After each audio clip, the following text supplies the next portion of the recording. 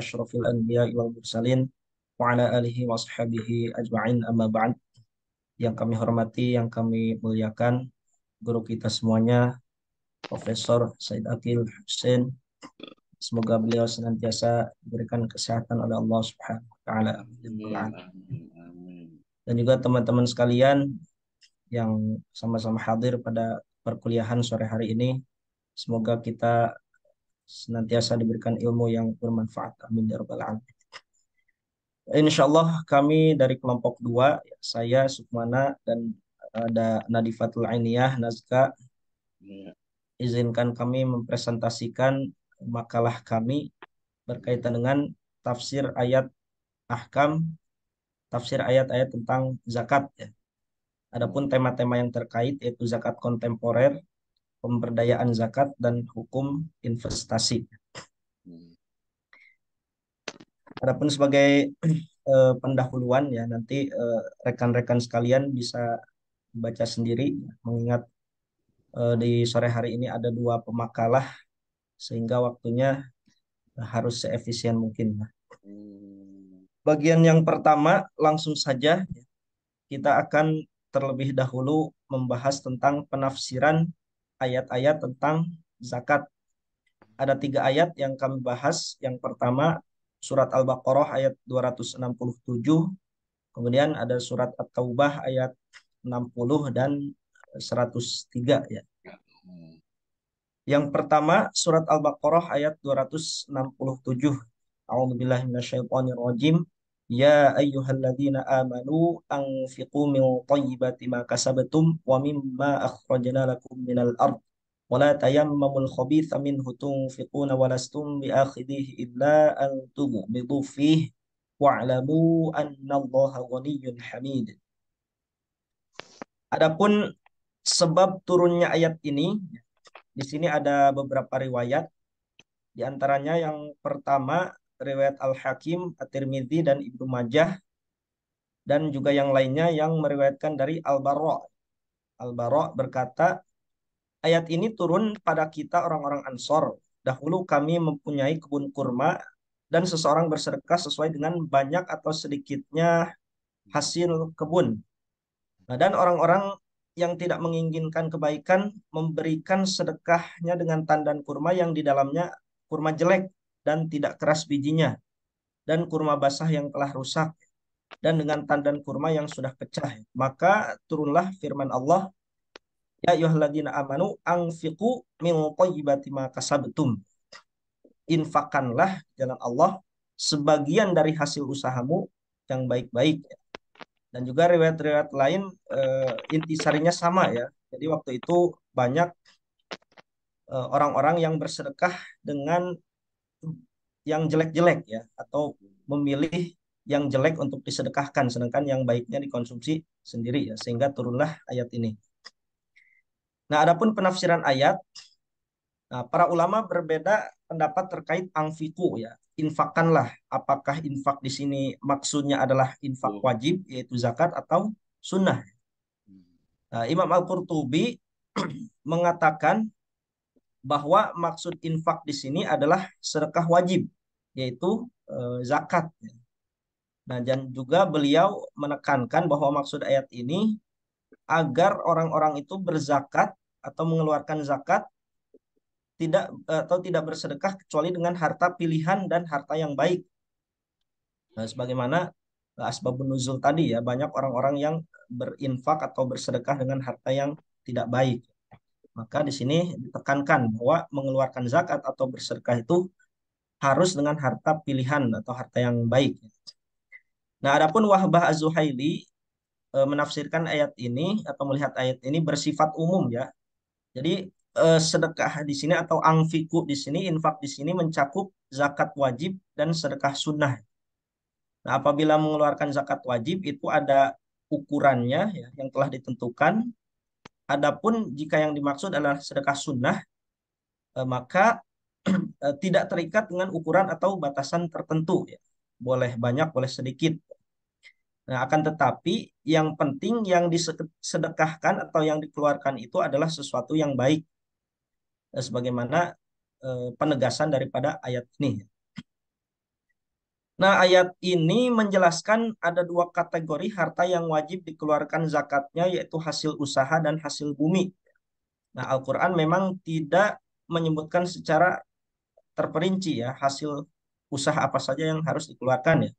Akan tetapi ayat ini berlaku umum. Apapun jenis usaha dan pertanian yang halal wajib dikeluarkan zakatnya. Sebagaimana Al-Qurtubi dalam menafsirkan wa mimma akhrajna lakum minal ard, bahwa maksudnya atau kesimpulannya hasil perdagangan, perindustrian, perusahaan, perbankan, pertanian, peternakan, uang, emas, dan perak itu wajib dikeluarkan zakatnya. Nah, adapun potongan ayat wala tayammamul khabitha minhu tunfikuna, janganlah kamu menginfakkan atau memilih yang buruk untuk diinfakkan. Nah, ayat ini merupakan penegasan bahwasannya dalam mengeluarkan infak ya baik itu zakat atau infak wajib itu zakat atau yang sunnah, itu memang betul-betul harus memilih harta yang baik ya. Tidak boleh sengaja mengeluarkan yang buruk-buruk ya. Baik, eh, kita langsung pembahasan yang menarik di sini.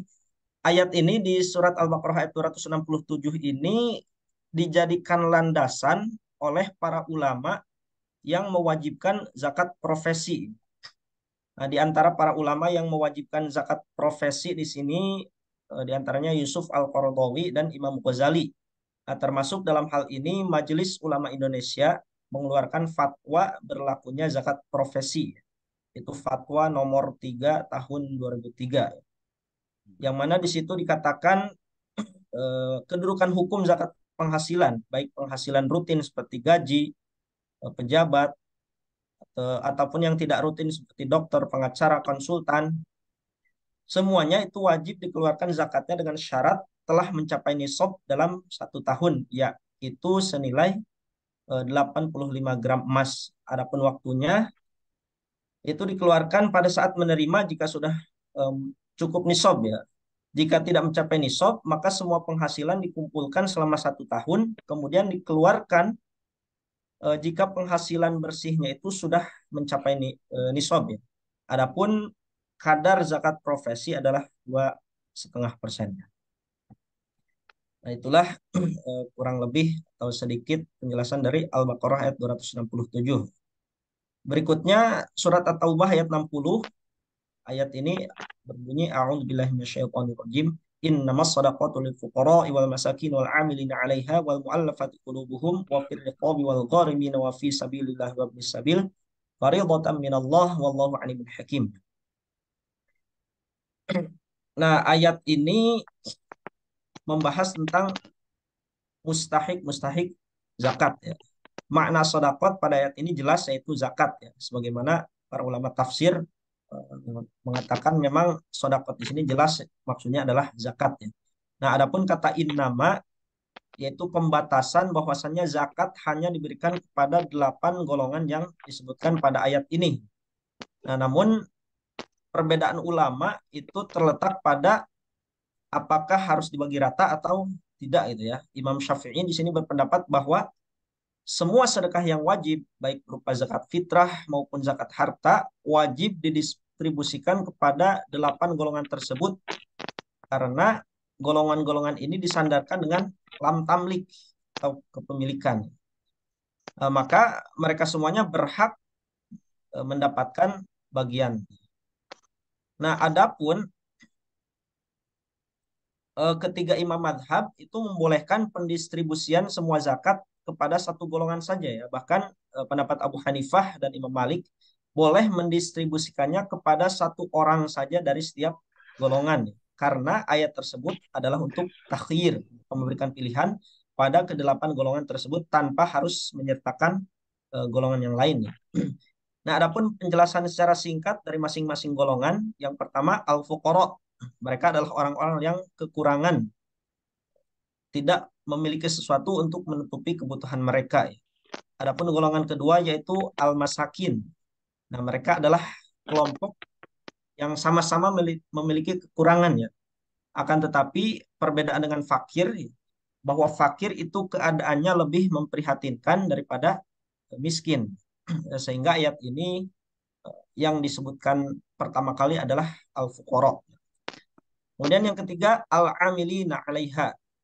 Al-amilin di sini maksudnya adalah orang yang mengelola zakat ya, baik mengumpulkan, menentukan siapa yang berhak, mencari para mustahik, ya, kemudian membagi-bagi, bahkan mengantarkan kepada mereka, intinya petugas yang telah ditunjuk, merekalah al-amilin dan mereka berhak mendapatkan bagian dari zakat. Yang menjadi perbedaan ulama, kadar yang diambil oleh para amil zakat ini terbagi tiga ya. Mujahid dan Syafi'i berpendapat bahwa amil mengambil seperdelapan. Jika kurang maka dilengkapi dari Baitul Mal. Nah, pendapat kedua Imam Hanafi dan Maliki bahwa amil zakat diberi bagian dari zakat sesuai dengan upah dari pekerjaan yang mereka lakukan. Nah, adapun pendapat ketiga akan tetapi ini pendapat yang lemah yaitu mereka tidak diberi bagian dari zakat akan tetapi diberi dari Baitul Mal akan tetapi ini pendapat yang lemah.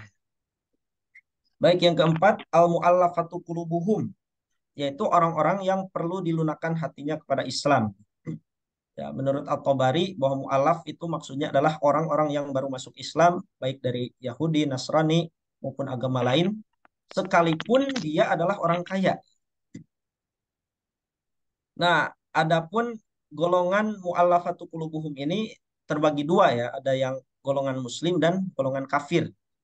Di zaman Nabi memang dulu golongan kafir juga mendapatkan bagian yang mana tujuannya itu untuk menarik mereka agar tertarik dengan Islam ya. Akan tetapi menurut Hanafi dan Syafi'i saat ini mereka atau mu'alaf yang masih kafir ini ya, tidak diberi bagian lagi ya karena sekarang umat muslim sudah banyak ya. Nah, adapun yang masuk ke dalam golongan mu'allafatu qulubuhum dari orang-orang muslim ini ya, di sini kami ringkas ada empat ya. Pertama, orang-orang yang keislamannya masih lemah. Yang kedua, orang muslim yang terhormat di kaumnya yang apabila diberi bagian dari zakat, maka diharapkan dapat membuat orang-orang yang sepertinya tertarik untuk masuk Islam. Kemudian yang ketiga, orang yang berjaga-jaga di perbatasan antara kawasan kaum muslimin dan kawasan orang-orang kafir untuk menjaga umat Islam dari kejahatan orang-orang kafir tersebut. Dan yang keempat, orang yang mengumpulkan zakat dari satu kaum yang sulit dijangkau oleh petugas zakat, walaupun mereka sendiri tidak menghalanginya. Nah, jadi merekalah golongan al-mu'allafatu qulubuhum yang berhak menerima zakat. Ini dikutip dari penafsiran Wahbah Az-Zuhaili. Kemudian yang kelima, wafir riqab. Jadi wafir riqab, mayoritas ulama berpendapat bahwa maksudnya adalah para mukatab muslim yang tidak memiliki harta untuk melunasi pembayaran kepada tuannya. Jadi mukatab ini adalah budak yang oleh tuannya diberikan kesempatan untuk memerdekakan diri dengan cara melunasi cicilan yang telah ditetapkan. Jadi mereka dibantu dari dana zakat ini untuk melunasi cicilan kepada tuannya agar mereka bisa merdeka ya. Nah, akan tetapi sebagian ulama ya seperti Ibnu Habib Al-Maliki mengatakan bagian ini juga digunakan untuk menebus para tawanan atau para tawanan karena saat ini tidak ada perbudakan sehingga bagian wafir riqab ini bisa digunakan untuk menebus para tawanan. Kemudian keenam al-gharimin yaitu orang yang terlilit hutang tetapi bukan dalam bermaksiat kepada Allah Subhanahu wa taala. Kemudian ia tidak bisa melunasi hutangnya tersebut. Nah, di sini para ulama tidak ada perbedaan ya. Akan tetapi jika orang berhutang karena hal sepele atau sengaja menumpuknya agar dibantu dari penyaluran zakat, mereka tidak layak menerima zakat ya. Ini yang menjadi pertanyaan di zaman sekarang mungkin apakah orang-orang yang terlilit pinjol itu berhak mendapatkan bagian dari zakat? Ini menarik untuk dibahas ya. Karena mengingat di masyarakat sekarang banyak sekali orang-orang yang terlilit pinjol sampai hutangnya bertumpuk. Kemudian yang terakhir yang ketujuh fisabilillah Menurut para ulama tafsir, maksud fisabilillah adalah para prajurit Islam yang berperang di jalan Allah atau para penjaga batas daerah Islam. Nah, dan yang kedelapan adalah Ibnu Sabil. Ibnu Sabil yaitu musafir yang kehabisan bekal ketika dalam perjalanan atau ketika melakukan perjalanan bukan untuk kemaksiatan, dan dia tidak mampu mencapai tujuannya kecuali dengan bantuan. Baik, terakhir mungkin di sini adapun ayat faridotam minallah ya, ini ketinggalan. Maksudnya yaitu pembagian ini langsung dari Allah yang diwajibkan kepada orang yang mempunyai harta dari kaum muslimin. Sehingga kesimpulannya bahwa membayar zakat itu hukumnya wajib berdasarkan ayat ini faridotam minallah. Dan terakhir surat At-Taubah ayat 103 ya. Ini kita baca singkat saja ya. Ayatnya a'udzubillahi minasyaitonirrajim khudz min amwalihim shadaqatan tutahhiruhum wa tuzakkihim biha wa shalli 'alaihim inna shalataka sakanun lahum wallahu samii'un 'alim. Nah, intisari dari ayat ini ya, kewajiban membayar zakat wajib yang tujuannya semata-mata untuk membersihkan jiwa dan menyucikannya, dan juga untuk mengembangkan harta serta berkahnya. Dan sesungguhnya doa Rasulullah itu menjadi syafaat dan ketenangan ya, karena orang-orang yang berzakat pada waktu itu didoakan oleh Rasulullah ya, sebagaimana perintah Allah, sholli alaihim, doakanlah mereka. Baik, mungkin cukup sekian ya pembahasan singkat berkaitan dengan penafsiran ayat-ayat tentang zakat. Nanti rekan-rekan sekalian dibaca lengkapnya di makalah kami, atau lebih lengkapnya nanti bisa merujuk ke bersumber rujukan makalah kami ya, diantaranya tafsir Wahbah Zuhaili, Al-Qurtubi, Ibnu Katsir, At-Tabari, dan juga buku-buku penunjang tafsir ahkam lainnya. Baik, insya Allah dilanjutkan oleh saudari dari Fatul Ainiyah dan juga Nazka. Baik, selanjutnya ada pengertian pemberdayaan zakat.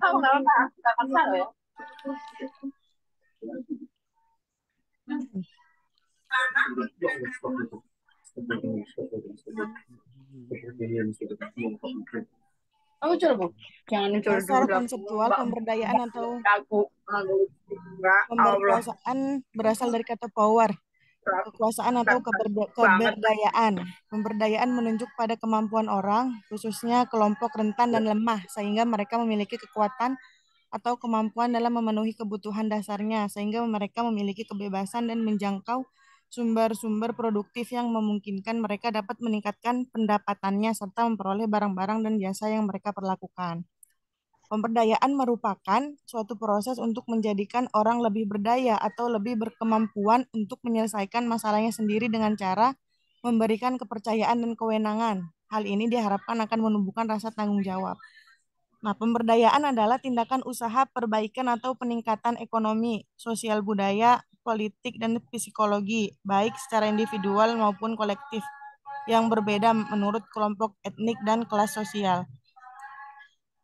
Istilah pemberdayaan biasanya digunakan untuk penyaluran zakat, diantaranya pemberian modal usaha untuk usaha tertentu dengan pendampingan hingga mustahik bisa mengelola usaha dan mandiri.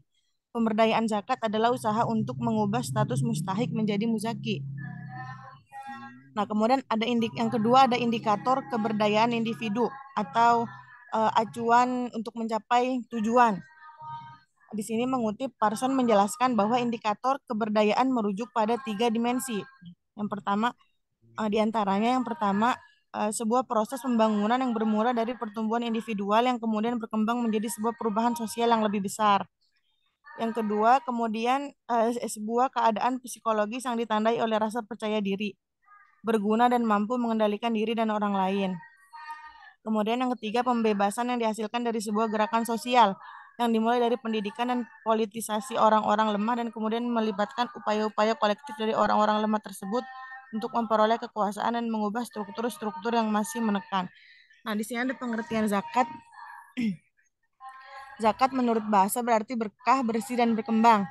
Dinamakan berkah karena dengan membayar zakat, hartanya akan bertambah atau tidak berkurang. sehingga akan menjadikan hartanya tumbuh seperti tunas-tunas pada tumbuhan karena karunia dan keberkahan yang diberikan Allah kepada seorang muzaki. Kemudian sedangkan zakat menurut terminologi adalah sejumlah harta tertentu yang diwajibkan oleh Allah untuk diberikan kepada orang yang menerima zakat. Selain itu bisa berarti sejumlah harta tertentu dari harta yang diberikan kepada orang yang berhak menerimanya dengan syarat-syarat tertentu. Menurut Fadilatul Syekh rahimahullah yang dikutip dari buku Ensiklopedia Zakat Kumpulan Fatwa Zakat Syekh Muhammad Sholih Al-Utsaimin, ya, zakat menurut bahasa artinya bertambah dan berkurang. Setiap sesuatu yang bertambah jumlahnya atau zakat zar berkembang ukurannya dinamakan zakat. Zakat zuru dikatakan apabila tanaman itu berkembang dan bagus. Adapun menurut cara yaitu beribadah kepada Allah dengan mengeluarkan bagian wajib secara syara dan dari harta tertentu dan diberikan kepada sekelompok atau instansi zakat tertentu. Sedangkan hubungan kedua makna tersebut, makna secara bahasa dan syara, yaitu bahwasanya zakat itu meskipun secara lahirnya mengurangi kuantitas harta, namun dari sisi pengaruh asar justru bertambah keberkahan dan jumlahnya. Karena apabila manusia menunaikan apa yang telah diwajibkan Allah kepadanya dalam masalah hartanya, boleh jadi Allah membukakan pintu-pintu rezekinya yang tidak pernah terlintas dalam pikirannya. Kemudian ini ada hikmah dan tujuan zakat. Teman-teman juga bisa sambil baca sendiri. Yang pertama ada menyucikan harta. Yang kedua menyucikan jiwa muzaki dari sifat kikir. Kemudian membersihkan jiwa mustahik dari sifat dengki. Kemudian yang terakhir membangun masyarakat yang lemah. Nah ini yang bagian C ada zakat kontemporer. Ulama dan ahli fikih dunia Islam abad ini, Afif Abdul Fattah At-Tobaroh, menyatakan bahwa aturan dalam Islam itu bukan saja sekedar berdasarkan pada keadilan bagi seluruh umat manusia, akan tetapi sejalan dengan kemaslahatan dan kebutuhan hidup manusia. Sepanjang zaman dan keadaan, walaupun zaman itu berbeda dan berkembang dari waktu ke waktu dengan menggunakan kias atau analogi hukum, masalihul mursalah, dan prinsip-prinsip umum hukum fikih Islam. Dimungkinkan memasukkan jenis-jenis harta dan pendapatan yang di zaman Nabi belum ada contohnya, namun kini dipandang sebagai harta yang bernilai dalam perkembangan ekonomi modern menjadi harta objek zakat.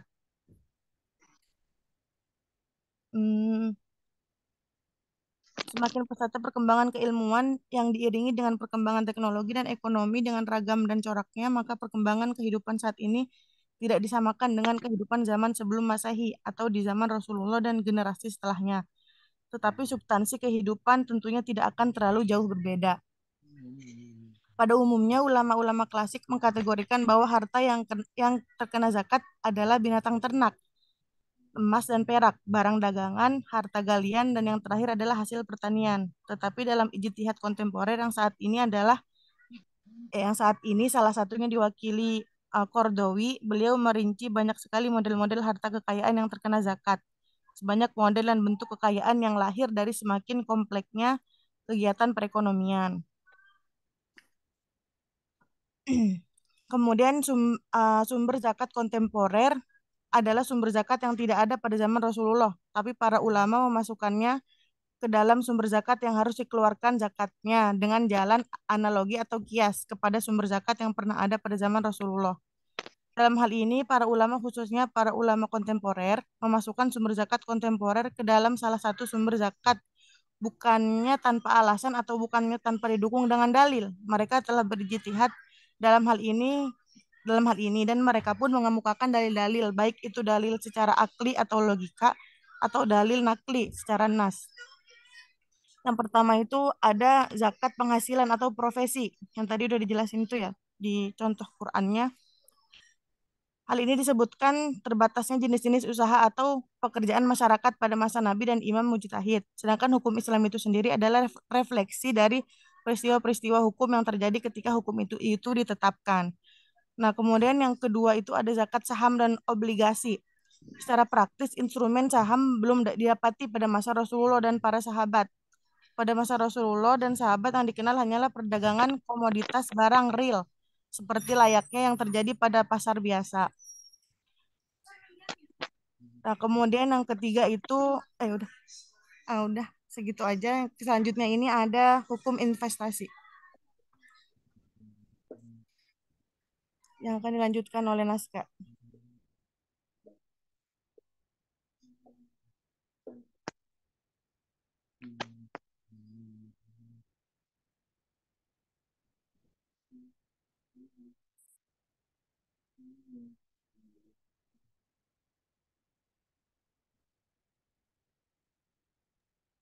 Naskah ada naskah?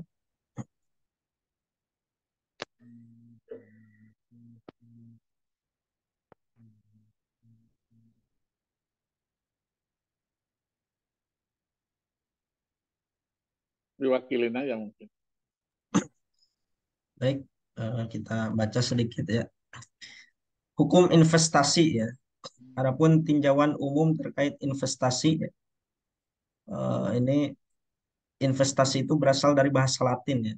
Ini berarti memakai, sedangkan dalam bahasa Inggris itu investment atau menanam. Nah, untuk secara umum terdapat dua jenis aset yang dapat digunakan dalam berinvestasi, yaitu berupa real asset, aset nyata seperti real estate, tanah, emas, dan properti. Yang kedua, financial asset, saham, reksadana, dan obligasi. Yang mana dalam hal ini seorang investor tidak dapat memprediksikan dengan pasti perihal perolehan hasil investasi tersebut. Nah, dalam pelaksanaannya, langkah-langkah yang ditempuh oleh investor, pertama menentukan dan menetapkan tujuan keuangan, yang kedua mempelajari terlebih dahulu profil investasi, dan seterusnya ya. Di situ ada langkah-langkahnya.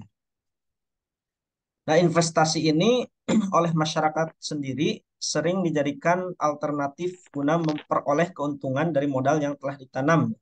Terlebih juga digunakan sebagai modal di masa yang mendatang. Namun tidak menutup kemungkinan terjadi kasus-kasus investasi bodong yang dilakukan oleh oknum tidak bertanggung jawab. Nah, adapun eh, prinsip investasi yang sesuai dengan syariat Islam itu harus diterapkan. Di antara beberapa prinsipnya, yang pertama, prinsip tauhid atau keimanan. Sebagai seorang muslim tentu ini harus menjadi landasan yang paling mendasar. Yang kedua, menghindari praktek riba. Termasuk dalam hal ini semua akad-akad yang dilakukan dalam investasi itu harus menghindari akad-akad riba. Maka penting sekali untuk mengetahui ekonomi syariah di sini ya. Apabila seseorang atau seorang muslim ingin berkecimpung di dalam dunia investasi. Nah, kemudian yang ketiga harus menghindari goror dan maisir. Ini juga harus dihindari. Yang keempat, tidak menggunakan konsep time value of money. Nah, adapun beberapa skema yang dapat dipraktikkan dalam investasi syariah, yaitu yang pertama, skema bagi hasil dan resiko dalam bentuk musyarakah dan mudharabah. Musyarakah dan mudharabah. Mudharabah sini bagi hasil ya, yang dapat dilakukan pada produk keuangan seperti reksadana, saham, dan obligasi. Yang kedua, skema jual beli murabahah yang dapat dilakukan melalui investasi logam mulia atau emas. Dan yang ketiga, skema ijaroh atau sewa, bisa melalui investasi tanah, properti, atau real estate. Nah, adapun tinjauan ayat-ayat yang berkenaan dengan investasi, Al-Baqarah ayat 261, Mathalul ladzina yunfikuna amwalahum fi sabilillah ila akhir ayat. Kemudian Quran surat Luqman ayat 34. Nah, di sini Allah berfirman ya, "Wa ma tadri nafsum madza taksibu goda, wa ma tadri nafsun bi ayyi ardin tamut." Dalam menafsirkan ayat ini terdapat 5 perkara yang hanya diketahui oleh Allah tentang waktu datangnya hari kiamat, penurunan hujan, perihal apa yang ada dalam rahim, dan sesuatu yang akan diperoleh di esok hari. Di sini yang menjadi landasan investasi. Wa matadri nafsum madza taksibu ghadan. Kemudian surat Yusuf ayat 46 sampai 49. Di sini berkaitan dengan kisah Nabi Yusuf alaihissalam yang kita semua sudah sering membaca ya. Yaitu ketika beliau dimintai fatwa oleh raja ya. Dan yang berikutnya, hukum investasi dalam Islam. Nah, di dalam Islam, Al-Quran terdapat beberapa ayat Al-Quran yang secara substansial menunjukkan adanya kebolehan dalam melakukan sistem investasi. Adapun di antara ayatnya, yang pertama Al-Baqarah ayat 275, di sini ayat yang berkaitan langsung dengan riba ya.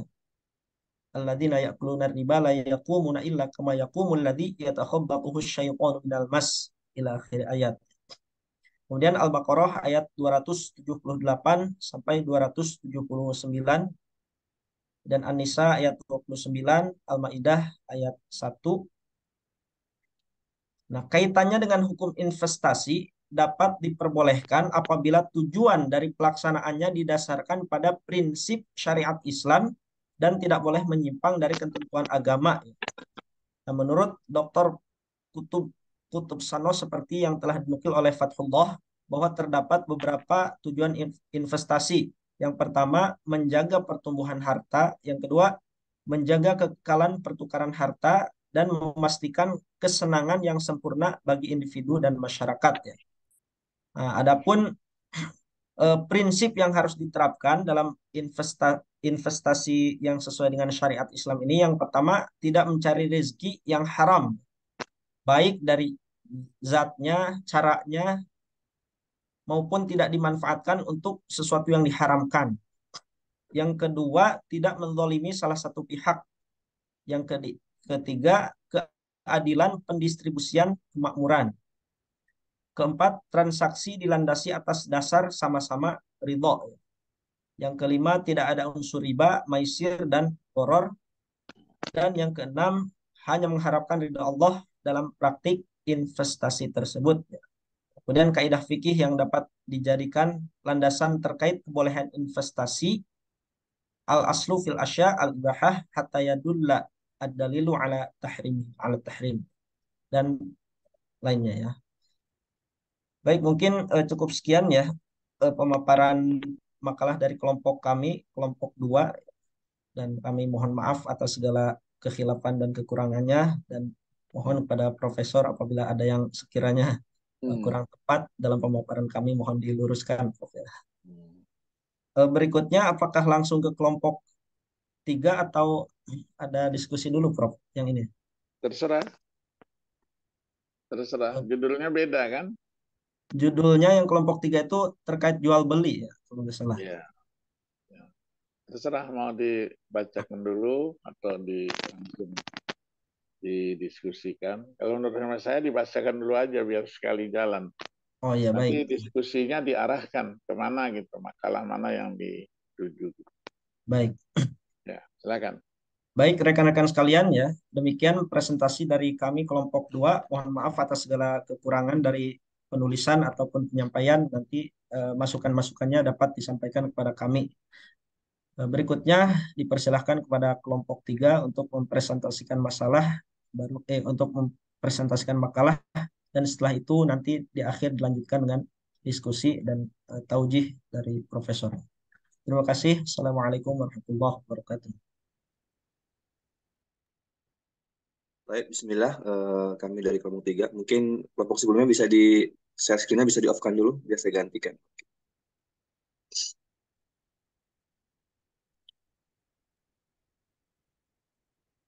Bismillahirrahmanirrahim. Alhamdulillahirrahmanirrahim. Wassalatu wassalamu ala ashrafil anbiya'i wal mursalin nabiyina Muhammad wa ala alihi wa ashabihi ajma'in amma ba'd.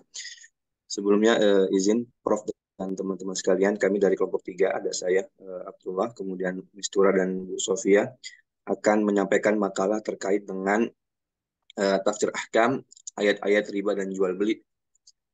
Pada kesempatan kali ini kita akan membahas terkait dengan penafsiran ayatnya, kemudian pengertian riba dan jenis-jenis transaksi yang mengandung ribawi atau yang diduga mengandung ribawi, yang kita bahas pada kesempatan kali ini. Baik, silakan ke Mistura untuk pertama. Langsung saja. Untuk pembahasan yang pertama tentang tafsir surah Al-Baqarah ayat 275, 276, dan 278. Pertama, bunyi ayat dan terjemah Al-Baqarah ayat 275, 276, dan 278. Bismillahirrahmanirrahim. الذين يأكلون الربا لا يقومون إلا كما يقوم الذي يتخبطه الشيطان من المس ذلك بأنهم قالوا إنما البيع مثل الربا وأحل الله البيع وحرم الربا فمن جاءه موعظة من ربه فانتهى فله ما سلف وأمره إلى الله ومن عاد فأولئك أصحاب النار هم فيها خالدون. Artinya, orang-orang yang memakan atau bertransaksi dengan riba tidak dapat berdiri, kecuali seperti orang yang berdiri sempoyongan karena kesurupan setan. Demikian itu terjadi karena mereka berkata bahwa jual beli itu sama dengan riba. Padahal Allah telah menghalalkan jual beli dan mengharamkan riba. Siapapun yang telah sampai kepadanya peringatan dari Tuhannya menyangkut riba, lalu dia berhenti sehingga apa yang telah diperolehnya dahulu menjadi miliknya dan urusannya terserah kepada Allah. Siapa yang mengulangi transaksi riba, mereka itulah penghuni neraka. Mereka kekal di dalamnya. Yamhaqullahu riba wa yurbis sadaqati wallahu la yuhibbu kulla kaffarin athim. Allah menghilangkan keberkahan dari riba dan menyuburkan sedekah. Allah tidak menyukai setiap orang yang sangat kufur dari lagi bergelimang dosa. Kemudian ayat 278, Ya ayyuhalladzina amanu taqullaha wa dharu ma baqiya minad riba in kuntum mu'minin. Hai orang yang beriman, bertakwalah kepada Allah dan tinggalkan sisa riba yang belum dipungut jika kamu orang-orang yang mukmin. Kemudian asbabun nuzulnya itu dari Bani Thaqif, dari Bani Amr dari Thaqif menghutangi dengan riba kepada Bani Mughirah. Ketika telah jatuh tempo, mereka ingin memperoleh riba atau kelebihan harta darinya. Lalu turunlah ayat, Ya ayyuhalladzina amanu taqullaha wa dharu ma baqiya minad riba in kuntum mu'minin. Lalu Bani Amir berkata, tidak ada kekuatan bagi kami untuk memerangi Allah dan Rasul-Nya. Bertaubatlah dan ambillah uang pokoknya saja. Kemudian ma'anil mufradat. Yang pertama ada ar-riba. Menurut bahasa artinya kelebihan. Dikatakan riba syai'u. Artinya sesuatu yang lebih. Riba syai'u. Riba asyai'u. Sesuatu yang lebih. Maaf, di sini tipu, typo. Menurut syariat, kelebihan harta dari harta asli yang diambil orang yang dihutangi dari si penghutang sebagai imbalan dari batasan waktu. Kemudian yatakhabbatuhu. At-takhabbut artinya berjalan dengan tidak stabil. Maksudnya ialah orang yang mengambil riba tidak tentram jiwanya seperti orang gila yang kemasukan setan. Al-mas artinya gila. Asalnya adalah al-masu bilyad, menyentuh dengan tangan. Seakan-akan setan menyentuh manusia, lalu manusia itu menjadi gila. Kemudian ada kata salaf, telah lewat atau masa lampau. Yamhaku, al-mahku, artinya mengurangi dan melenyapkan sesuatu sedikit demi sedikit. Kemudian athimin, orang yang banyak berdosa, artinya orang yang terjebak dalam kubangan dosa. Kemudian dilanjutkan ke penjelasan ayat.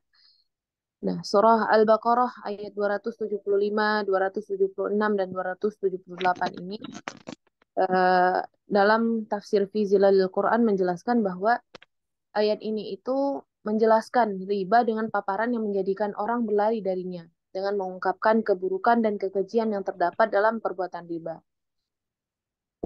Kemudian At-Tabari menjelaskan bahwa maksud firman Allah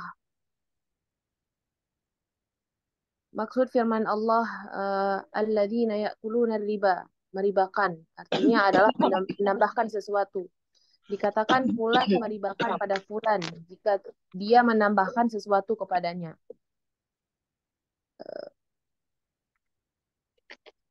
Kemudian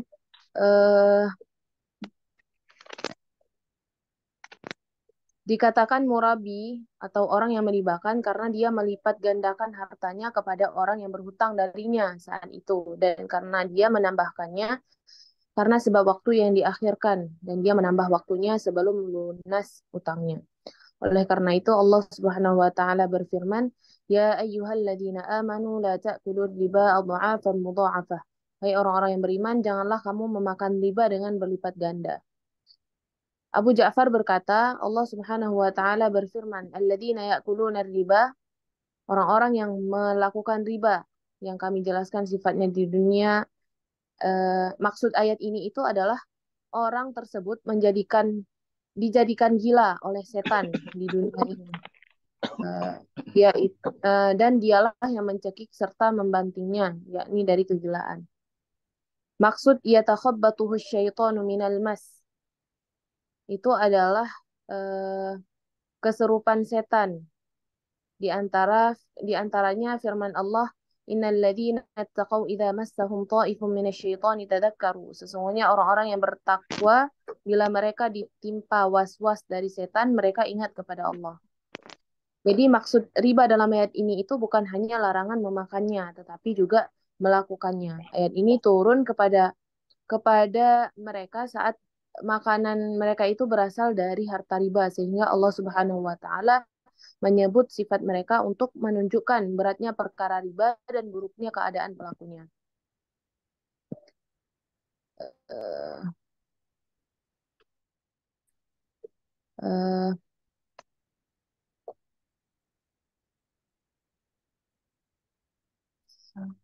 Ayat ini menjelaskan bahwa kebenaran bahwa pengharaman Allah itu mencakup semua makna riba, baik melakukannya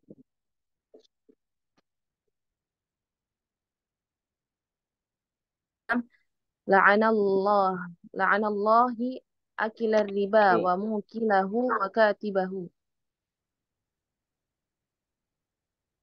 katibahu wa syahidaihi idza alimu bihi. Artinya Allah melaknat pemakan riba, pemberi makannya, penulisnya, dan 2 orang saksinya jika mereka mengetahuinya.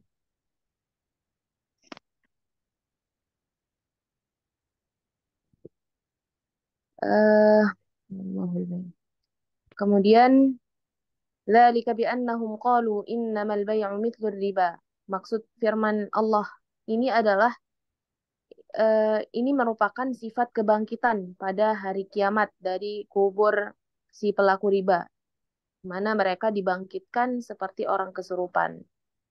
Pada hari kiamat mereka tertimpa hal buruk, kebangkitan yang buruk dari kubur mereka karena mereka di dunia berdusta, menipu, dan berkata, sesungguhnya jual beli yang telah dihalalkan oleh Allah Subhanahu wa taala kepada hamba-hambanya sama seperti riba.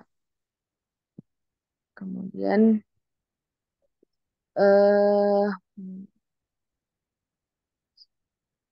kita lanjut ke ayat selanjutnya. Yamhaqullahu riba wa yurbis sadaqat wallahu la yuhibbu kulla kaffarin athim. Maksud firman Allah yamhaqullahu riba ialah Allah itu akan mengurangi riba dan akan menghilangkan riba. Wa yurbis sadaqat maksudnya adalah Allah akan melipat gandakan pahala dan menambahkannya untuk orang-orang yang bersedekah. Wallahu la yuhibbu kulla kaffarin athim. Allah Subhanahu wa taala tidak menyukai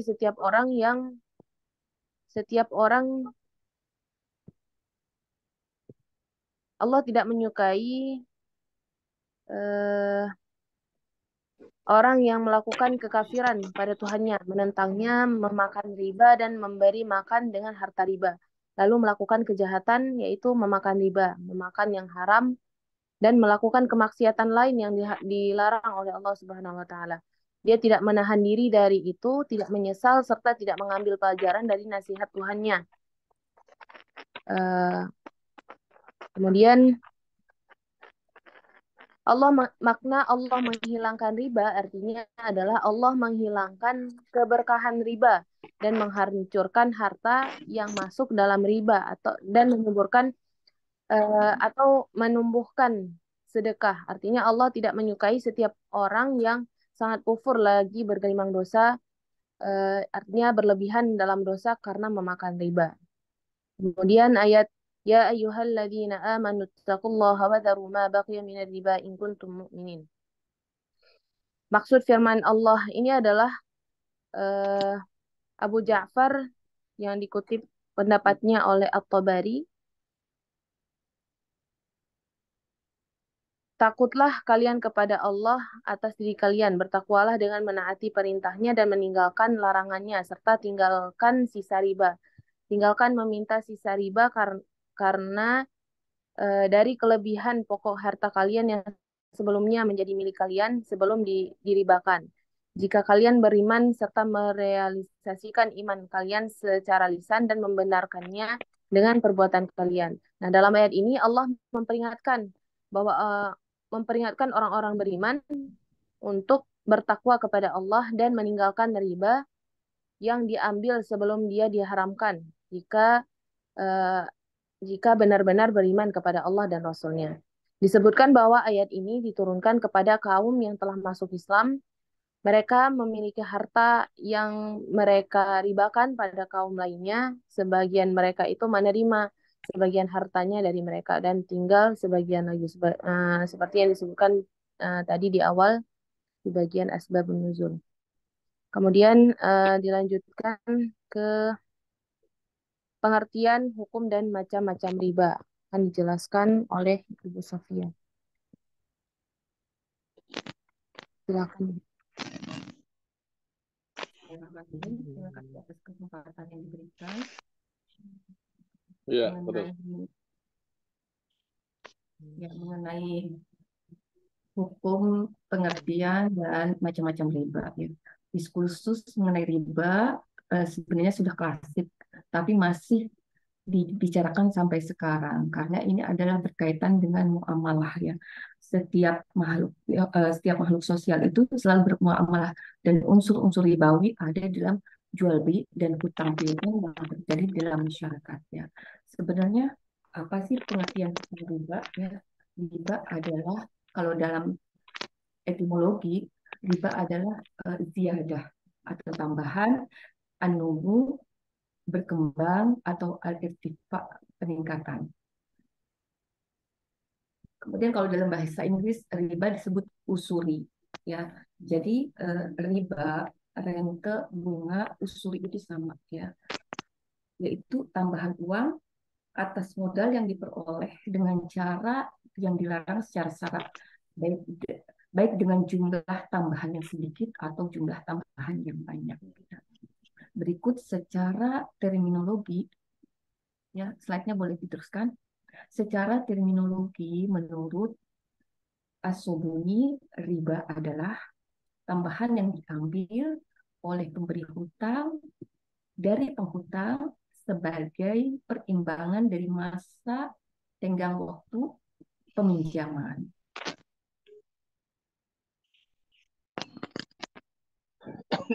Investasi dari penambahan atas tenggang waktu yang diberikan oleh si yang memberi hutang ya. Jadi sebagai kompensasinya dia Baik, tambahan. Maaf, suara saya kedengaran? Iya, iya. Ya.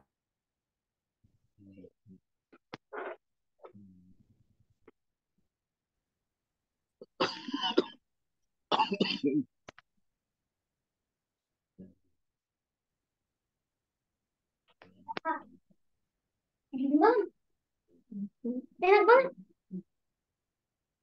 Wah. Maaf, suara saya terdengar ya? Iya, Dengar, Bu. iya. Terdengar ya, bisa dilanjutkan. Oke. Ya, jadi tadi riba atau dalam bahasa Inggrisnya usuri, kemudian kita juga sering dengar kata rentenir gitu ya. Itu rentenir, kalau rentenir itu orangnya, kemudian kalau dalam perbankan itu bunga ya. Itu adalah sama pengertiannya, yaitu tambahan uang atas modal yang diperoleh dengan cara yang dilarang syarat, baik dengan jumlah tambahan yang sedikit ataupun banyak ya. Nah, menurut terminologi As-Sobuni mengatakan bahwa riba adalah tambahan yang diambil oleh pemberi hutang ya dari pemberi hutang dari penghutang sebagai perimbangan daripada masa waktu penenggangan daripada waktu yang mesti dibayar ya. Jadi ini adalah seperti kompensasi penambahan lebih ya daripada tenggang waktu yang diberikan kepada si penghutang itu karena yang berhutang tidak mampu membayarkan ya. Kemudian menurut Ahmad bin Hambal ketika beliau ditanya tentang apa makna riba itu, ya beliau mengatakan bahwa riba adalah seorang yang memiliki utang, maka dikatakan kepadanya apakah kamu akan melunasi atau bayar lebih. Kamu lunasi sekarang atau bayar lebih. Itu adalah termasuk riba ya. Bayar lebih itu adalah riba ya. Jadi riba adalah pengambilan dari harta pokok tanpa adanya transaksi pengganti yang melegitimasi penambahan tersebut ya. Ya seperti itu ya. Kemudian masuk kepada periodisasi pengharaman riba ya. Di sini menurut Ali As-Sobuni ada periodisasi pengharaman riba seperti ketika Allah mengharamkan hukum khamar ya, nggak langsung kan diharamkan khamar ya. Ketika pengharaman khamar itu tidak langsung, tapi jangan sholat ketika kamu dalam keadaan sukaro gitu. Ratakum sholat wa antum sukaro seperti itu. Begitu juga dengan riba ya. Nah sebenarnya kata riba ini menurut Profesor Quraish Shihab itu ada di dalam Al-Quran itu disebutkan 8 kali ya, 8 kali ya. Jadi surat Al-Baqarah, kemudian seperti yang tadi dibacakan oleh Mustura, kemudian surat Al-Imran dan surat An-Nisa yang termasuk ayat-ayat Madaniyah, kemudian satu lagi surat Ar-Rum yang termasuk ayat-ayat Makkiyah ya. Bagaimana periodisasi itu ya, ini ada 4 tahapan ya pengharaman riba. Yang pertama adalah turunnya surat tentang riba itu di surat Ar-Rum ya. Surat Ar-Rum. Ini kembali ke tahapan pertama ya di surat Ar-Rum. Wa ma ataitum min riba liyarbua fi amwalin nasi fala yarbu 'indallah. Wa ma ataitum min zakatin turiduna wajhallahi wa ulaika humul mud'ifun. Ya, di sini dikatakan bahwa cara mengembangkan uang itu bukan dengan transaksi riba uang itu bisa berkembang. Pada hakikatnya bukan seperti itu ya. Dan Allah membenci praktek riba. Praktek riba ini tidak mengembangkan harta kalian. Yang mengembangkan harta kalian adalah dengan zakat. Kalian keluarkan harta kalian dengan zakat itu akan mengembangkan harta kalian di sisi Allah, bukan dengan riba. Ya. Itu tahapan pertama. Ya. Kemudian tahapan kedua itu di surat Ali Imran ayat 130 dan 131 yang fabidzul minal ladzina hadu haramna alaihim thayyibatin uhillat lahum wa bisaddihim an sabilillah wa akhadhihim riba wa qad nuhu anhu wa aklihim amwalan nasa bil batil wa a'tadna lil kafirina minhum adzaban alima. Di tahap kedua ini Allah mengecam praktek riba yang dijalankan oleh orang Yahudi kepada orang Arab masa jahiliyah dulu ya. Mereka meminjamkan uang tapi mereka minta tambahan dari tempo ketika orang tidak mampu membayar hutangnya seperti itu ya. Jadi dikecam praktek riba ini terhadap orang Yahudi dan dikatakan orang Yahudi itu padahal mereka sudah tahu bahwa riba itu tidak boleh, riba itu haram, tapi mereka tetap jalankan praktek yang sudah Allah haramkan. Oleh sebab itu Allah menghukum mereka dengan menjadikan apa-apa yang halal buat mereka menjadi haram seperti itu ya. Nah ini adalah penegasan Allah kepada orang Yahudi yang melakukan praktek riba. Ya. Ini tahap kedua tentang pengharaman riba. Kemudian tahapan ketiganya adalah turunnya surat Al-Imran ayat 130 ya. Ya ayyuhalladzina amanu la ta'kulu riba adhafan mudha'afa wattaqullaha la'allakum tuflihun wattaqun nar allati u'iddat lil kafirin. Hai orang-orang beriman, janganlah kamu mengambil riba dengan adhafan mudha'afa, dengan berlipat ganda ya. Ini seperti ada dampak kezaliman di dalam ayat ini. Kenapa? Ada perlipatan ganda daripada hutang yang diberikan. Ya. Kemudian karena mereka tidak mampu membayarnya, akan membebani daripada si peminjam itu sendiri. Ya. Dia akan kewalahan dengan bunga yang terus berbunga. Ya. Kalau dalam sistem sekarang bunga berbunga. Ya. Debitur, peminjam itu akan semakin sengsara dengan peningkatan bunga atau riba daripada uang yang dipinjamnya itu. Ya. Ini juga tahapan ketiga daripada pengharaman riba. Diharamkan terkait dengan tambahannya, dengan berlipat gandaannya ini, ya. Turut ayat ini. Ini adalah pengharaman secara juz'i, ya, bukan secara kulli. Akhirnya kemudian turunlah ayat tentang riba itu secara total, yaitu di surat Al-Baqarah ayat 275 yang telah tadi dibacakan oleh tadi Suraya. Ya alladzina ya'kuluna riba la yaqumuna illa kama yaqumul ladzi yatakhabbathu asyaitanu minal mas. Dzalika bi annahum qalu innamal bay'u mithlu riba wa ahlallahu al-bay'a wa harrama riba faman ja'ahu maw'izatun min rabbih fantaha falahu ma salaf wa amruhu ila Allah wa man 'ada fa ulaika humul ومن عاد فأولئك أصحاب النار هم فيها خالدون يمحق الله الربا ويربي الصدقات والله لا يحب كل كفار أثيم. Ini adalah pengharaman total tentang riba, ya. Jadi secara tegas dan jelas Allah mengharamkan riba ini. Ya, baik pun digandakan dengan yang sedikit ataupun banyak, semuanya haram, ya. Jadi pengharamannya bersifat kulli, tidak ada juz'i, ya. Baik orang yang melakukan praktek riba, yang meminjamkan atau yang dipinjamkan atau yang menjadi saksi, itu dicela oleh Allah di ayat tersebut, ya. Tadi ya surat Al-Baqarah ayat 275 sampai 270, ya. Ya, kemudian lanjutnya adalah apa macam-macam riba itu, ya. Kalau macam-macam riba ini terkait dengan hutang piutang dan jual beli, ya. Kalau dalam hutang piutang ini disebut ada dua, ya, riba qard dan riba jahiliyah. Yang maksudnya riba qard itu adalah manfaat atau kelebihan yang tertentu yang disyaratkan terhadap yang berhutang. Jadi sudah ada syarat-syarat, ya, ketika si pemberi hutangkan uangnya kepada yang berhutang itu dikasih syarat. Kamu misalnya pinjam 1 juta, kamu mesti kembalikan kepada saya misalnya 100 gitu. Nah, ini tidak boleh, ya. Ini yang disebut riba qard dalam hutang piutang, ya. Kemudian riba jahiliyah ini terkait dengan tenggang waktu, ya. Dia yang berhutang tidak mampu membayar sesuai dengan tempo yang dijanjikannya. Misalnya dia mau berhutang, dia bilang dia akan bayar misalnya sebulan kemudian. Tapi ketika sebulan kemudian datang, waktu misalnya bulan depannya sudah datang, dia jatuh tempo untuk bayar, dia tidak mampu bayar, nah itu digandakan oleh si pemberi hutang. Atau dia sendiri yang minta, nggak apa-apa deh nanti saya bayarkan dengan lebih, karena ini adalah kompensasi daripada tenggang waktu yang diberikan kepada si yang berhutang ini. Seperti itu. Ini juga itu namanya tadi, ya, riba qard dan riba jahiliyah. Kalau riba qard itu terkait dengan apa yang sudah ditentukan, gitu,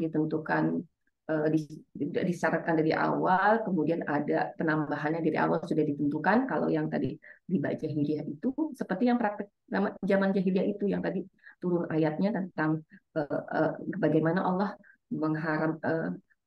mencela praktek riba yang dilakukan oleh Yahudi itu, ya. Ketika mereka meminjamkan, kemudian si peminjam tidak mampu membayar dan jatuh tempo, ketika itu dia minta lebih, ya, daripada hutang yang mesti dibayar, ya. Seperti itu, ya. Kemudian tadi, ya, karena ada sebab hutang piutang, kemudian riba akibat jual beli, ya. Riba akibat jual beli ini disebut riba fadl dan riba nasiah, ya. Riba fadl itu maksudnya apa? Seperti barter, ya, barter barang, ya, dengan barang tertentu ya. Misalnya emas dengan emas, tapi beda. Ketika kembaliinnya itu beda. Ya, ketika dibayar itu kena lebih gitu. Misalnya emas ditukar dengan emas, misalnya emasnya cuma 5 gram, ditukarnya dengan 7 gram. Itu tidak boleh ya. Itu riba, praktek riba seperti itu.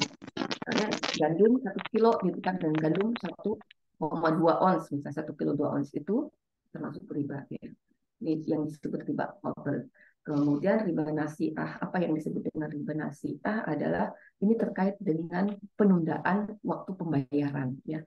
Misalnya dia jual beli ya, si penjual menjual barangnya kepada si pembeli dengan tempoh waktu, misalnya akan dibayar 1 atau 2 bulan kemudian. Ketika jatuh tempo, dia tidak bisa membayarnya barang yang dibelinya itu. Jadi kena di double gitu bayarnya, atau mungkin kena penambahan sedikit ataupun banyak ya. Menurut Qatadah ya, di sini adalah riba nasiah ini ada menjual secara bertempo ya. Jadi ada tenggang waktu. Dia beli, jatuh temponya sudah habis, tapi si pembeli ini tidak mau membayar, kemudian diminta tambahan daripada harga yang telah ditetapkan di awal. Harganya misalnya 1 juta, karena dia tidak mampu bayar saat jatuh tempo dia mesti bayar, jadi misalnya jadi 1.200.000 seperti itu. Oke, demikian tentang riba.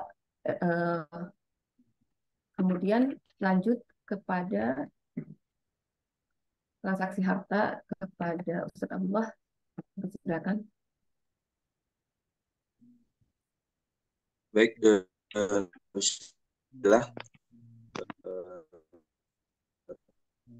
Lanjut ke bagian tentang peserta yang diduga mengandung unsur atau yang memang bisa karena ada akad yang salah jatuh kepada hal riba. Yang pertama terkait dengan jual beli kredit. Jual beli kredit atau dalam istilah fikih yang disebut dengan bai' taqsid adalah akad jual beli dengan harga dan tempo yang telah disepakati di awal. Kemudian pembeli membayar kepada penjual dengan cara dicicil. Adapun hukumnya, 4 imam mazhab sepakat bahwa jual beli kredit termasuk jual beli yang diperbolehkan dalam syariat. Yang menjadi dasar adalah dalilnya ya keumuman ayat wa halallahu bai'a wa harrama, ada juga haram Muhammad SAW ketika memerintahkan Amr bin As untuk menyiapkan pasukan. Kemudian Amr bin As membeli 2 ekor unta secara kredit. Imam An-Nawawi menyatakan dalam kitabnya Rawdatul Talibin bahwasanya kalau ada seseorang penjual yang akan menjual sesuatu bila kontan dengan 1.000 dirham dan bila kredit dengan harga 2.000 dirham, maka akad jual belinya sah. Pernyataan Imam An-Nawawi menjelaskan kenaikan harga yang telah ditetapkan di awal karena adanya fasilitas berupa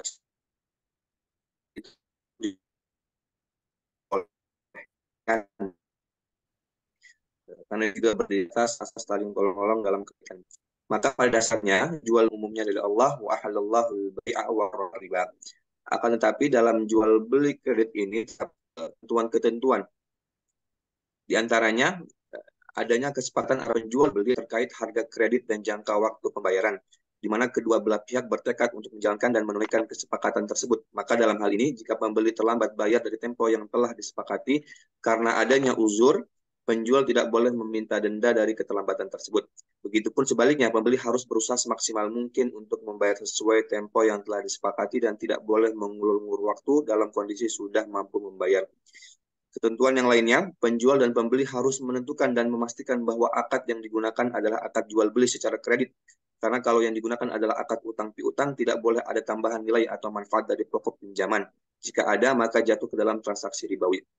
Pada prakteknya, banyak yang terjatuh ke dalam transaksi ribawi karena tidak terpenuhnya ketentuan-ketentuan tersebut, seperti menetapkan denda atas keterlambatan pembayaran atau pembiayaan yang akadnya tidak jelas, yang condong kepada utang piutang, seperti menggunakan jasa leasing. Menggunakan pihak ketiga dalam pembiayaan harus lebih hati-hati dan harus dipastikan bahwa pihak ketiga sebagai pembeli kepada pihak pertama, kemudian ia yang menjual barang tersebut kepada pihak kedua dengan cara dicicil, maka proses ini dibenarkan dan diperbolehkan. Akan tetapi jika pihak ketiga perannya sebagai pemberi hutang yang dimana ada nilai tambah ketika pelunasan, maka hal ini jatuh ke dalam transaksi ribawi. Transaksi yang kedua terkait dengan bunga.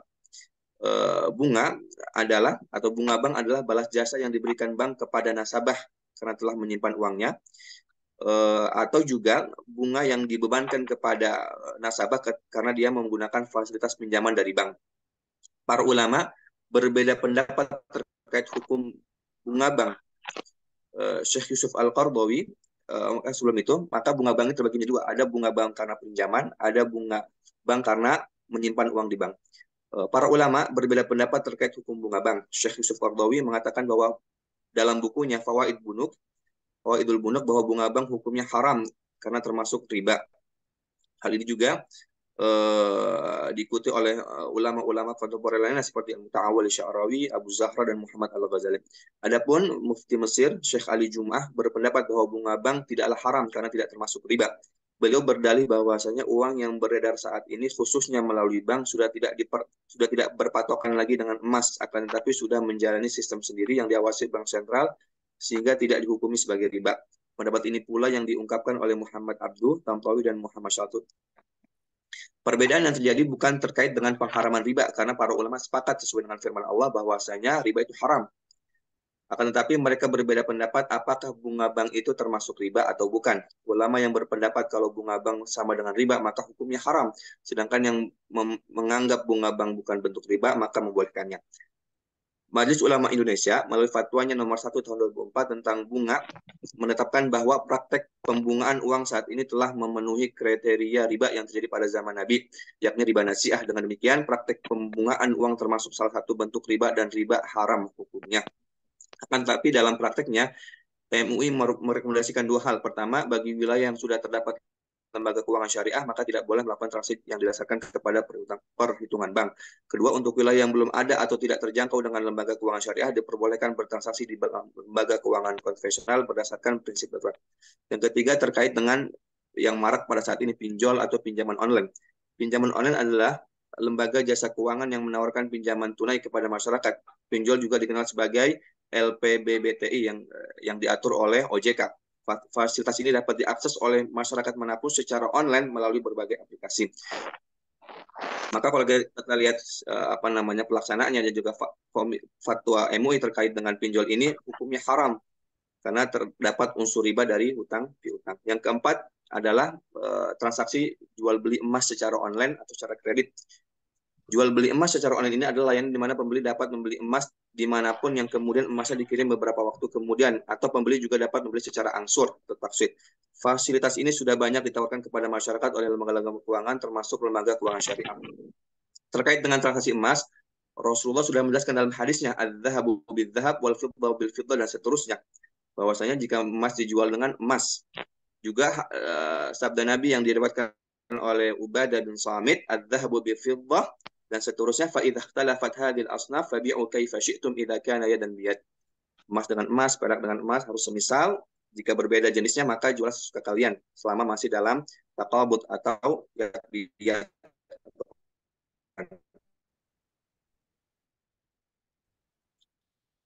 di atas ribawi kata benda yang bisa terdiri dari gandum, syair, kurma, dan garam.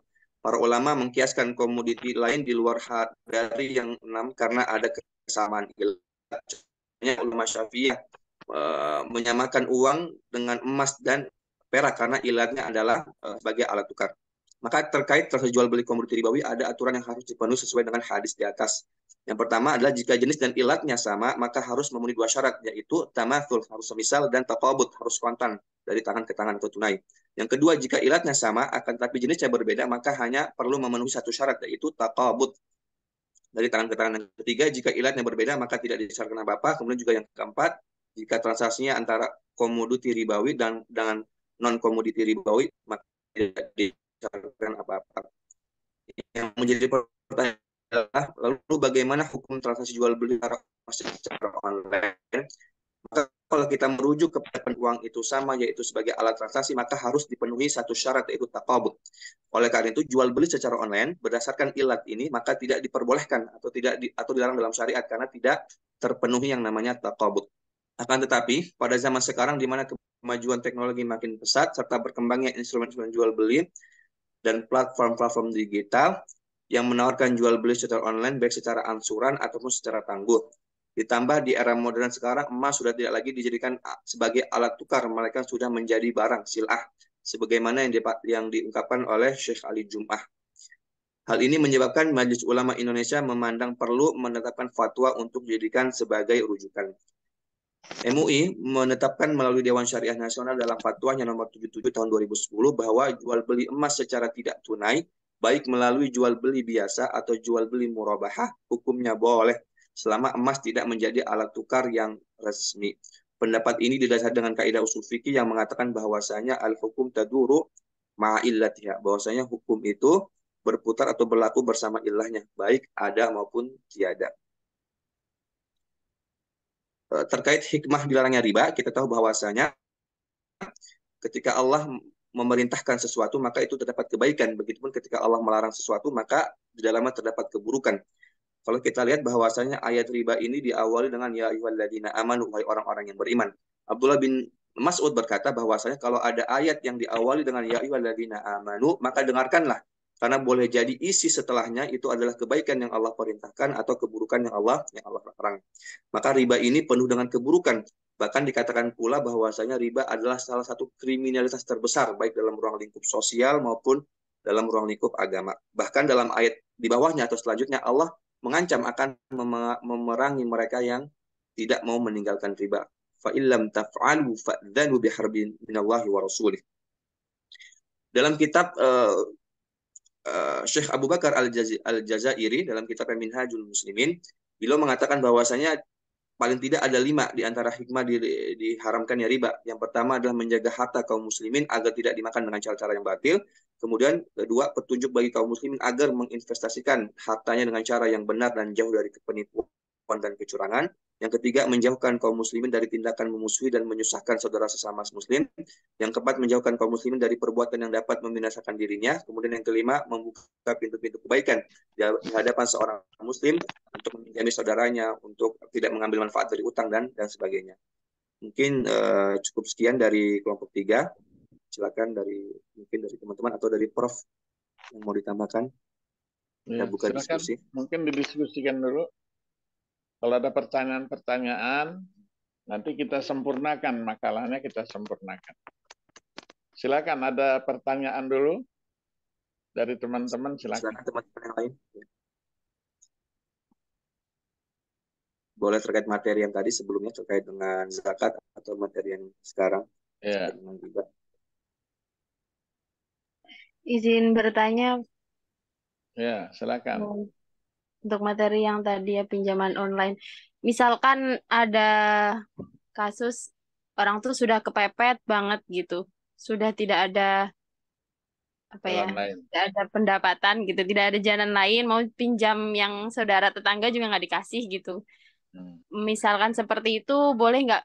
Apakah hukum pinjaman online yang tadinya haram bisa menjadi halal apabila kondisi terdesak yang seperti itu? Gitu. Atau ada indikasi khusus gitu yang apa yang diperbolehkan tuh ketika kondisi ini, atau memang nggak boleh sama sekali, udah daripada pinjam online lebih baik udah tahan-tahan aja gitu. Begitu aja Pak. Terima kasih. Silakan dijawab, silakan. Ya, Prof. Yang pertama mungkin disclaimer dulu, lastu muftian, kita bukan mufti. Tapi yang kedua, kalau kita melihat kaidah yang ada bahwasanya dalam agama Islam ada al-Islam dinu yusr. Islam adalah agama yang memudahkan. Kita lihat konteksnya bahwasanya ketika sesuatu sangat darurat yang tidak bisa sama sekali, maka di sana ada yang namanya al-istitnaiyah, pengecualian. Sebagaimana kata Allah juga kan bahwasanya babi itu hukumnya haram. Tapi ketika memang darurat dan kita butuh, kalau kita tidak makan bisa bisa merusak maqasid syariah, hifdzun nafs, maka kita diperbolehkan untuk makan babi. Begitupun pinjaman online mungkin bisa dikiaskan. Ketika kalau kita tidak meminjam uang tersebut dan sudah tidak ada yang meminjamkan lagi, dan kalau tidak adanya uang, ya, maka kita bisa bisa binasa dan segalanya, maka mungkin wallahu alam diperbolehkan karena ada istitnaiyat atau ada darurat dalam hal tersebut. Sekian. Iya. Jadi darurat itu batasannya yang tahu orang itu sendiri. Jangan bertanya kepada orang. kira-kira saya sudah darurat belum? Nggak boleh. Ya, jadi dia yang mengalami. Nah, ketika dia mengalami seperti itu, baru dikatakan itu adalah darurat. Nah, darurat juga itu tuqaddaru biqadariha. Minjamnya seperlunya saja, menutupi kebutuhannya. Nggak boleh dia melebihkan itu, sekalianlah untuk besok pagi gitu. Nggak boleh. Lebihnya itu sudah tidak dibenarkan. Jadi batasan darurat itu ketika semua darurat apapun dibolehkan. Tapi dengan catatan dia tidak boleh bertanya sama orang lain kebutuhannya yang masuk dalam kategori darurat itu. Yang kedua, dia tidak boleh meminta lebih daripada yang diperlukan, ya, yang diperlukan. Jadi kalau lebih dari yang diperlukan itu tidak tuqaddaru biqadariha, maka kalau tidak tuqaddaru biqadariha juga tidak dibolehkan. Misalnya tadi dikatakan makan apa? Makan daging babi. Ketika darurat dibolehkan. Tapi ketika dia makannya sudah enak, ada tinggal sedikit, sayang katanya, saya mau makan juga. Itu yang haram itu. Tidak boleh, ya, tidak boleh tidak boleh diteruskan. Iya, sampai sekarang, tapi tetap dalam posisi, ya kita ini kan transaksi. Transaksi itu kan ada jual beli, ada yang lainnya. Al-uqud. Itu Nabi mengatakan la bai'a fi ghararin. Tidak ada transaksi yang di dalamnya ada unsur tipu menipu. Sekarang pinjol juga, sekarang masalahnya banyak betul kan? Kita menyaksikan di televisi bagaimana permasalahan-permasalahan itu. Jadi setiap ada kebaikan, usaha untuk membantu orang lain, itu pasti ada pihak-pihak yang akan mengganggu itu, ya, memelesetkannya, ya, memasukkan hal-hal yang dilarang. Itu sudah menjadi itu, ya. Maka Allah bagikan itu nanti fariqun fil jannah wa fariqun fis sa'ir. Yang baik itu tadi yang dapat pahala, tapi kalau yang sudah berpikirannya macam-macam, maka jangan mudah-mudah menerima tawaran-tawaran melalui HP-nya. Jual beli emas hari ini sudah terlaksana sekian ini, sekian itu, ya. Jadi tidak usah dijawab. Kalau dijawab akhirnya manjang itu, ya, dibuang saja, ya, sehingga tidak membahayakan kita.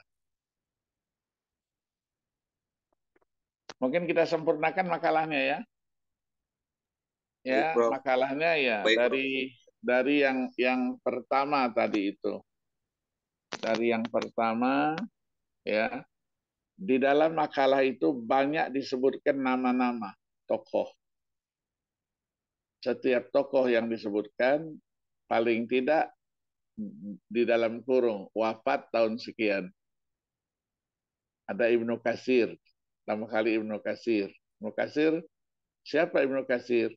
Kalau tidak dikasih tahun wafatnya, Ibnu Katsir, ada Ibnu Katsir yang qari, ada Ibnu Katsir yang mufassir.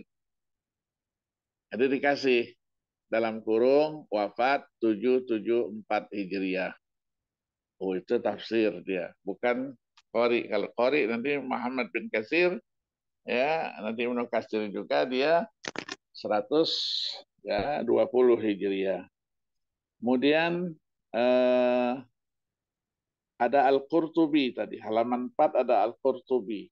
Al-Qurtubi tuliskan 671 Hijriah wafatnya. Wahbah Zuhaili, berapa meninggalnya? Ya, 1436 Hijriah. Jadi diandikan lagi. Nah, kemudian tadi itu masuk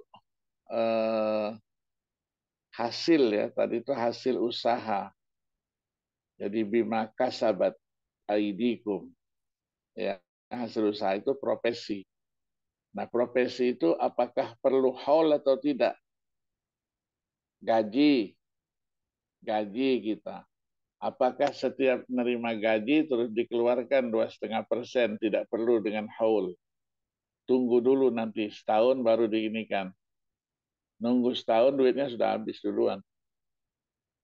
Maka Abu Hanifah menawarkan kasih segera. Nah, kalau tidak ada haulnya, itu zakat atau namanya infak dan sedekah. Ya, harus dibedakan. Jadi formulir yang ditawarkan oleh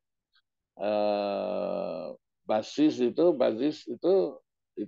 dibedakan ya, zakat atau apa, infak dan sedekah di Makasabtum. Jadi tokoh-tokoh nanti Qaradawi dan lain-lainnya, tokoh-tokoh yang kontemporer ya. Ada Al-Ghazali, ada Muhammad Al-Ghazali. Kalau Al-Ghazali imam Al-Ghazali. Kalau Muhammad Al-Ghazali itu ulama kontemporer ya yang meninggal ya berapa? 1996 ya di Kuwait itu. Kemudian ada juga tokoh Al-Imam Syafi'i. 4 mazhab itu juga harus dituliskan tahun wafatnya. Imam Syafi'i 204, Abu Hanifah 150, Malik 179. Ya, nah tadi istilahnya tadi itu. Kita sering keliru Imam Hanafi, Imam Maliki. Ya, bukan Imam Maliki. Kalau imamnya Imam Abu Hanifah, mazhabnya yang Hanafi. Ya, Imam Maliki, bukan Imam Maliki. Mazhabnya yang Maliki, imamnya Imam Malik. Ya, kadang-kadang begitu kan? Ya, Imam Hambali. Nah, Imam Hambali itu mazhabnya, imamnya Ahmad bin Hambal. Ya, itu harus di apa nanti keliru-keliru yang begitu itu. Begitu juga ulama Hanafi, ulama Syafi'i. Itu istilah yang biasa dipakai itu Hanafiyah, Syafi'iyah, Malikiyah, Hanabilah.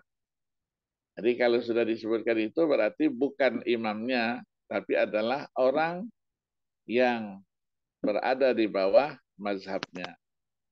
Kemudian dituliskan juga Al-Imam At-Tabari, Abu Ja'far. Abu Ja'far itu artinya At-Tabari. Ya, dituliskan wafatnya 310 Hijriah. Ya, dan lainnya. Nah, ketika menjelaskan Al-Mu'allafah Qulubuhum, Mu'allafah Qulubuhum itu kalau orang Malaysia nyebutnya saudara baru. Saudara baru itu orang yang masuk Islam, yang perlu diayomi, dia didekati, ya diberikan sesuatu. Nah, mereka diberikan sesuatu itu dalam rangka menjaga keislamannya. Kalau Islam tidak ada kepedulian di situ, mungkin dia lagi pergi lagi dari agama Islam ke agama yang lain. Ya, maka dianggaplah dia disebut dengan istilah saudara baru. Ya, saudara baru. Kemudian pada halaman 12 itu ada Imam Ahmad bin Hambal. Tuliskan 241 Hijriah. Terus Al-Hasan. Ya, jadi kalau ada Ahmad, ada Al-Hasan. Mana yang duluan? Al-Hasan dulu. Ya, itulah gunanya kita tahu tahun wafat. Al-Hasan al-Basri dulu 110 Hijriah. Baru nanti Ishaq bin Rohawe Ishaq tadi itu. Ahmad dan Ishaq. Nah, kalau Ahmad dan Ishaq berarti dia tidak tahu tahun wafatnya. Ishaq dulu baru Ahmad bin Rohawe. Ishaq 237 Hijriah, gurunya Imam Ahmad. Ya, Imam Ahmad 21. Nah, dalam pembahasannya Ibnu Sabil. Ya, Ibnu Sabil itu orang yang terputus dalam perjalanan, dia kehabisan apa? Kehabisan biaya. Nah, apakah beasiswa termasuk Ibnu Sabil? Ya, atau masuk dia Sabilillah? Itu yang bahas kan. Sabilillah itu beli senjata. Beli senjata. Sekarang kita tidak perlu beli senjata. Nah, terus ketika tidak perlu beli senjata, kita tidak perlu keluarkan bahagian daripada fisabilillah itu. Ya, ini dibahas. Ya, kemudian di dalam apa? Di dalam ayat tadi itu ya, wa ma anfaqtum min syai'in min khairin fa huwa yukhlifu. Jadi diyakini. Jadi kewajiban zakat secara lahiriah memang berkurang nominalnya. Tapi secara batiniah dia akan bertambah. Ya, maka tidak dikatakan Nabi mana qasamalun min sadaqatin bal yazdad. Dijamin tidak akan berkurang harta yang dikeluarkan untuk zakat, untuk sedekah. Nominalnya memang berkurang, ya, tapi di satu sisi Allah akan berikan gantinya yang berlipat ganda, atau ada keberkahan di situ, ya, ada keberkahan. Jadi nilainya kecil tapi berkah dia. Nilainya banyak, tidak ada berkahnya. Mana yang baik? Tentu yang kecil yang ada berkahnya, ya. Terus yang terkait dengan apa? Ijtihad tadi, ijtihad apa? Kontemporer, ya, disebut ada Al-Utsaimin. Ya, Al-Utsaimin ini ulama dari Saudi, ya. Al-Utsaimin, Shalih bin Utsaimin. Itu meninggalnya 400 berapa? 420, 419 Hijriah. Ya, kemudian tadi itu investasi. Investasi juga harus diberikan jaminan tadi itu. Investasi jangan investasi bodong. Ya, maka dijauhkan. Ada tidak di situ unsur judi? Ada tidak unsur penipuan? Kalau ada, itu ihtiyatan, tidak boleh kita. Ya, kalau lanjut juga, ya, kita mendapatkan kerugian, ya, dan penipuan-penipuan itu adalah haram. Nah, teks ayatnya diperbaiki, teks ayatnya yang apa? Yang mungkin ngetiknya yang tidak pas, ya. Ngetiknya tidak pas, jadi diambilkan. Nah, sekarang ketika muncul pertanyaan, riba itu yang diharamkan apabila dia berlipat ganda. Artinya apabila banyak, sedikit boleh tidak? Ya, nah logikanya kalau banyak itu yang diharamkan, sedikit berarti boleh. Nah, jawabannya sababun nuzulnya di situ menjelaskan kita litanfir namanya. Litanfir itu untuk kita hindarkan sekecil apapun yang ada unsur ribawinya tidak dibolehkan. Kecil-kecil aja lah kita. Ya, saya pinjam 100, nanti dikembalikan 100.000 misalnya. 1.000-nya itu kan kecil aja lah. Mampu enggak kamu? Mampu. Nah, bukan masalah mampu enggak mampu. Kelebihan itu sekecil apapun itu tetap dia diharamkan. Ya, kemudian disebutkan juga ada tokoh di situ, ada Abu Zahro. Ya, untuk makalah yang kedua ada Abu Zahro. Ya, Abu Zahro tuliskan meninggalnya 1974. Kemudian ada lagi Ali As-Sabuni tadi. Ya, Syekh Ali As-Sabuni. Dituliskan tahun-tahun wafatnya, ya, sehingga kita tahu kapan mereka hidup, ya, kapan mereka berada pada tahun berapa. Nah, sehingga nanti kalau ada perbedaan-perbedaan di dalam pemikiran-pemikiran, itu kita mendapatkan gambaran, ya, kapan mereka itu menyampaikan pendapat-pendapatnya itu. Ala kullin sudah bagus, ya, sudah bagus. Makalah-makalahnya juga sudah bagus, ya. Nanti disempurnakan sehingga bisa nanti, ya, menjadi rujukan-rujukan bagi yang memerlukannya. Nanti pada akhir, ya, pertemuan kita kumpulkan makalah itu, kita edit, kita cetak, ya, cetak bisa dibaca oleh banyak orang, ya, termasuk teman-teman kita nanti yang mungkin pada semester berikutnya, ya, tahun ajaran berikutnya bisa memanfaatkan, dan nanti ditambahkan lagi mungkin dengan, ya, masalah-masalah baru yang muncul. Itulah yang disebut dengan istilah qadaya mu'asirah. Qadaya mu'asirah itu adalah masalah-masalah kontemporer atau sering disebut dengan ahkam an-nawazil, ya, atau qadaya al-mustajiddah. Ya, sekarang sudah ada ensiklopedinya. Ya, ensiklopedinya. Ensiklopedi Qawaid Fiqhiyah sudah ada. Ya, mazhab 4 ensiklopedi masalah-masalah kontemporer ada. Ya, yang berkaitan dengan bank itu sudah ada. Ya, dikumpulkan. Ada 13 jilid, ya, ada 12 jilid. Ya, itu dijadikan juga sebagai rujukan, ya, karena mereka ketika menuliskan itu melihat apa yang terjadi, ya apa yang terjadi. Nah, atau dari majma' ya, Mujamma' al-Fiqhil Islami yang ada di Jeddah itu, di Saudi itu ada dua mujama'nya itu. Ada yang di Jeddah, ada yang ikut di bawah Rabithah Alam al-Islami.